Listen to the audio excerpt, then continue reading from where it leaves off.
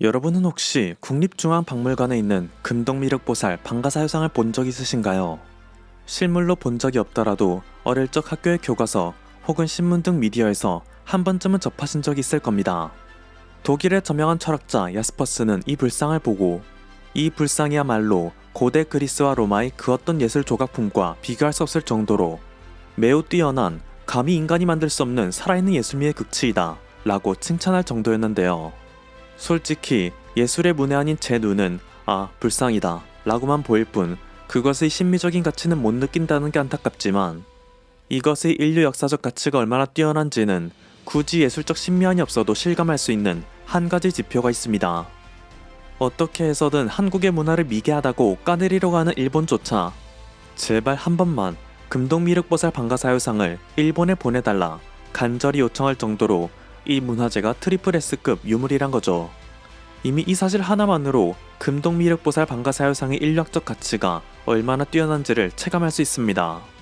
물론 한국의 불교 문화를 전파한 중국 그리고 옛 백제로부터 불교 문화를 전파받은 일본 모두 한국에 있는 것과 비슷한 방가사유상이 있지만 손가락이 부러지는 등 보존 가치가 떨어지는 것으로 평가받습니다.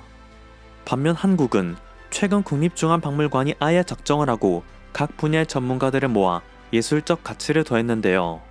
국내 최초로 건축가와 협업하여 2021년 11월 리모델링을 완료하여 공개한 사유의 방은 모두를 충격에 빠뜨렸습니다. 불교 문화란 결국 인도에서 시작된 깨달음이 세계에 퍼진 것인데 이 공간에 있으면 마치 지금 이 순간 한국에서 그 깨달음이 시작된 것 같은 착각이 느껴질 정도였기 때문이죠. 끝없는 물의 순환과 우주의 확장이라는 테마로 시공을 초월한 초현실이 감각을 깨우는 이곳에서는 마치 번민에서 벗어나듯 어두운 진입로를 통과하면 미세하게 기울어진 벽과 바닥, 반짝이는 천장 등 추상적이고 고요한 공간이 평온하게 펼쳐지며 그 끝에는 1400여 년의 세월을 지나온 방가사유상과 내가 만나는 공간이 있어 모두에게 새로운 초월적 경험을 제공하고 있습니다. 사유라는 것은 인류의 탄생 후 동서고금을 불문하고 언제나 함께였던 인류 존재의 본질이기 때문에 특히나 물질주의와 혐오가 팽배하여 인간의 가치가 훼손되고 있는 요즘 시대 무엇보다도 중요한 가치인데 이것을 가장 잘 해석하고 관객들에게 전달하는 것이 이곳이라는 거죠. 현재 전 세계 예술평론계는 이곳의 탄생으로 인해 그야말로 발칵 뒤집어졌다고 해도 과언이 아닙니다. 심지어 이곳이 세계적인 히트를 치게 되자 자신감을 얻은 국립중앙박물관은 다른 곳도 리모델링하기 시작했는데요. 우리 역사 속에서 가장 아름다운 유물로 평가되는 청자의 공간이 새롭게 태어났습니다. 벽, 진열장, 전시조명, 음악 모두를 이전과 완전히 다른 방식으로 꾸민 고려비색은 국보 5점을 포함해서 비색 청자 18점이 있는데 감상에 집중할 수 있도록 청자를 제외하고는 오직 검은 커튼만 있을 만큼 모든 시각적 요소를 절제하였으며 청자를 주제로 작곡한 음악 블루셀라돈이 흘러나오고 있습니다. 이곳을 방문한 이들은 하나같이 이 넓은 공간에 몇 점밖에 없는 도자기로 이보다 큰 감동을 줄 수가 있나. 도자기의 종조국은 중국, 일본인 줄 알았는데 나는 지금 내 두 눈으로 그것이 거짓임을 실감했다라며 타국이 훔쳐간 한국의 미를 되찾아오는 역사적 사건이 이곳에서 벌어지고 있습니다. 실제로 미국에서 중국의 지원을 받아 도자기 연구를 한 교수는 매 수업마다 중국의 도자기 기술에 대해 극찬을 하며 한국 등의 도자기는 아류에 불과하다는 말을 일삼아 썼는데요. 언제는 그의 강의를 재미삼아 청강하러 왔던 한국인 학생이 손을 번쩍 들고 그의 주장에 반론을 제기했고 단 한 번이라도 한국에 와서 한국의 우산을 두 눈으로 직접 본다면 생각이 바뀔 것이라는 말과 함께 강의실에 나갔죠. 당시 다른 모든 학생들은 이 한국인의 주장이 어처구니 없다며 문화적 열등감이라며 비웃었으나 도자기를 학문적으로 연구하고 있던 미국인 교수의 머릿속에는 수업이 끝난 후에도 한 가지 의문이 떠나지 않았습니다. 한국의 도자기를 한 번도 실물로 본 적이 없는 내가 중국과 일본 등이 만들어낸 자료만으로 한국의 도자기를 폄하한 자격이 있는 것인가? 결국 그는 한국행 비행기 티켓을 끊었습니다. 그리고 한국에 다녀온 후 재개되었던 그의 첫 수업, 놀라운 일이 벌어졌습니다. 비록 내가 중국의 지원을 받고 있긴 하지만 내 눈으로 똑똑히 본 것을 부정할 수는 없습니다. 이 사실은 분명히 말을 해야 합니다. 한국의 도자기보다 완벽한 것은 세상 어디에도 찾아볼 수 없을 겁니다. 그는 그간 공부한 한국의 역사 이야기를 곁들여가며 자신이 직접 쌓아올린 한국 도자기 문화에 대한 그릇된 인식을 정면으로 격파해 나가며 모든 청중들의 입을 떡 벌리게 만들었습니다. Now, for this crowd, probably everyone in the room knows exactly where Korea is. Korea is right here. It's a peninsula in Northeast Asia. The line that passes through there is the 38th parallel, which has had a real significance only since the end of World War II. So you can guess that the climate in Korea is not exactly the same, but a little bit similar to those parts of the United States with 4 distinct seasons, for example. So that's the division today. Like I say, before 1945, it was one unified country, but that's the dividing line with the Republic of Korea and the Democratic People's Republic of Korea in 668. But before 668, it's broken into 3 basic kingdoms, and then there was a little confederacy, which you might call the 4th kingdom of the 3 kingdoms period. But the principal kingdoms are Paekche in the southwest, Shilla in the southeast, and then Goguryeo, which was very large, extended into what today is Manchuria up here. But in the 3 kingdoms period, the Goguryeo kingdom was very, very large one. What we will look at anticipating the development of the Celadons is basically going to come from down here in the southeast, the Shilla kingdom, a few things from the Kaya kingdom as well. Korea was a very, very wealthy kingdom, particularly the southeast, Shilla. Our perception in the West, and particularly in the U.S., has been badly distorted by programs like MASH and things like that, and memories of the Korean War and such. And the 19th century, the first part of the 20th century, were difficult periods for Korea, most admittedly. There was an economic decline in the 19th century. There was Japanese colonization from 1910 until 1945. During the first part of the 20th century, there was World War II, there was the Korean War. Of course there were hardships, but that is an historical anomaly. During much of Korea's history, as you will see based on the works of art tonight, during most of Korea's history, it was a very wealthy nation that produced surpassing works of art, which they were able to do not only because of knowledge, sophisticated techniques, but also because of the wealth. And the wealth in the 3 Kingdoms period, in say the 5th, 6th century, is symbolized by gold crowns like this, which were used by the rulers, other gold materials as well. Some kind of ritual belt, probably not for religious purposes, but probably a mark of royalty, a mark of status and such. And for use in certain palaces and such, there were even gold vessels. And we will see that some of these gold vessels, dating to the 5th and 6th centuries, would influence the shape and the appearance of ceramics of the period. But I show these as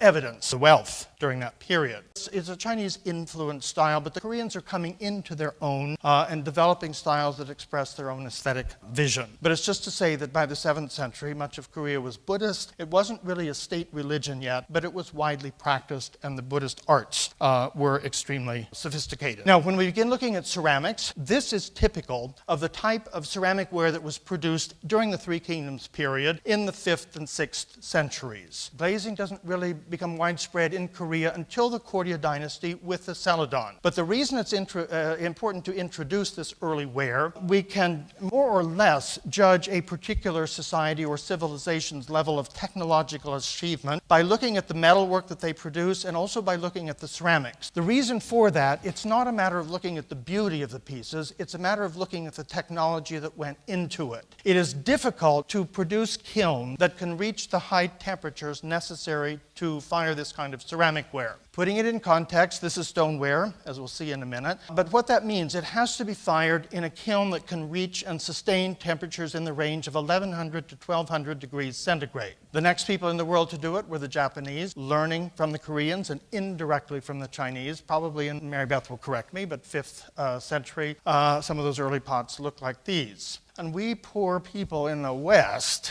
in Europe and in the Americas, don't reach those temperatures until, say, 16th, 17th centuries. So we're something of laggards when it comes to these kinds of things. But it indicates the high degree of technological prowess, and had they not developed the skill to do that, the techniques to produce kilns of that type, they would not have been able to produce Celadon wares. The types of Celadons that the Koreans were seeing that were made in China and that were being imported into Korea in the 9th and 10th centuries when the Koreans began to experiment with putting glazes on those stoneware pieces that they were all ready to make.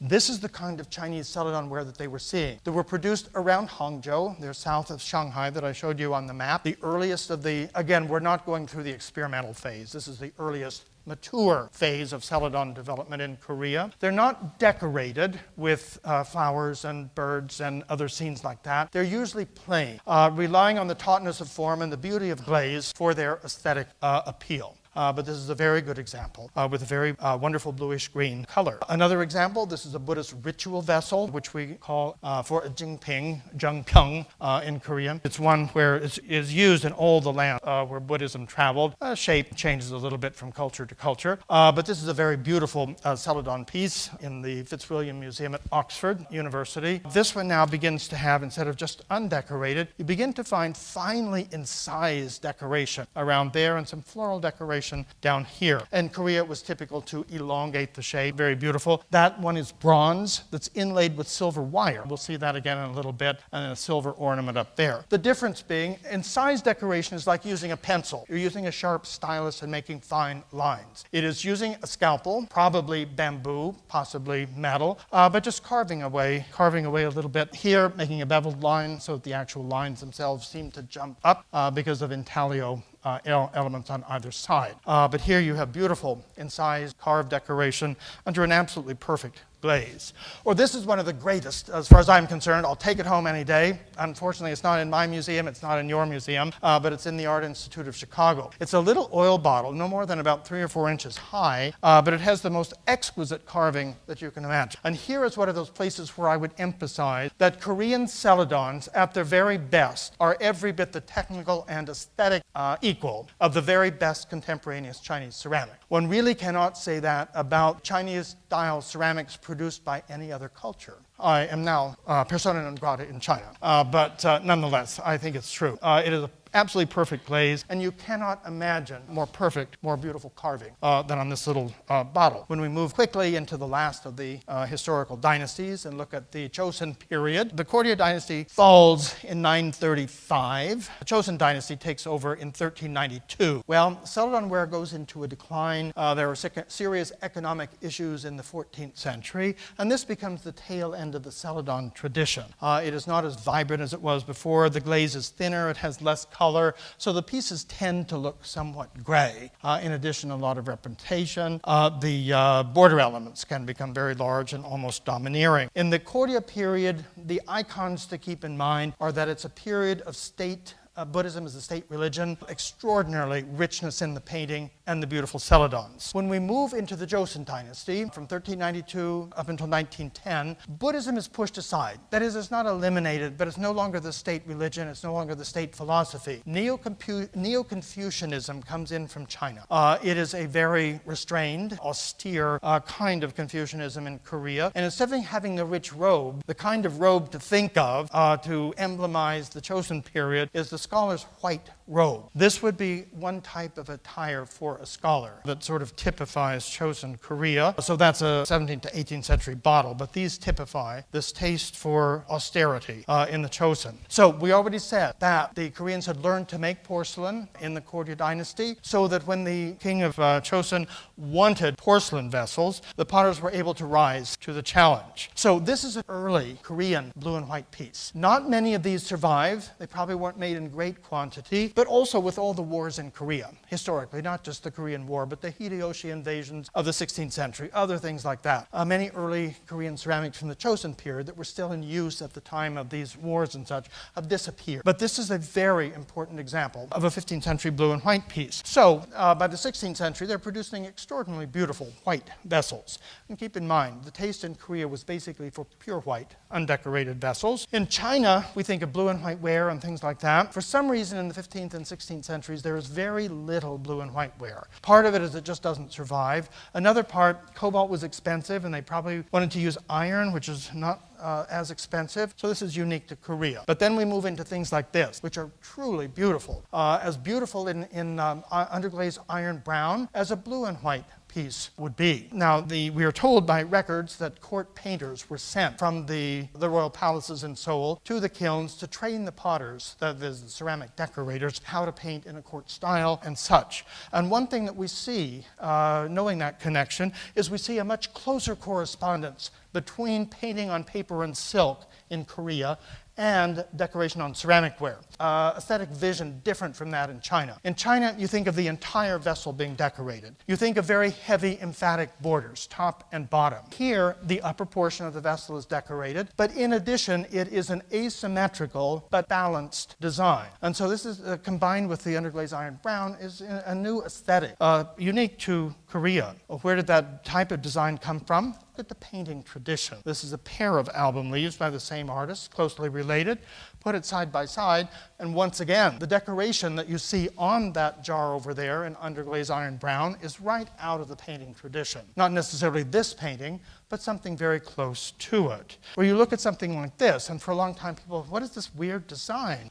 It is a orchid and rock kind of decoration, a little bit harder to recognize in the ceramic piece. In this case, just a sprig of bamboo. And there is a taste for faceted bottles. Of course, sometimes they have circular ones or a circular footprint, but that's an octagonal bottle. I think the Express got bogged down, but that was the Express through Korean ceramics. If there are time for questions, and if Mary Beth will permit, we could take a question or two. If time doesn't permit, then you have to invite me back. We have a microphone here if there are any questions, and I'd be happy to pass it to someone. We can take one or two. Yes, please go ahead. I noticed in the overglaze of a number of the pieces you showed a significant degree of crackling, and in most cases it was fairly even, and I was wondering whether the crackle was an effect. Remember, many of these are 800, 1,000 years old.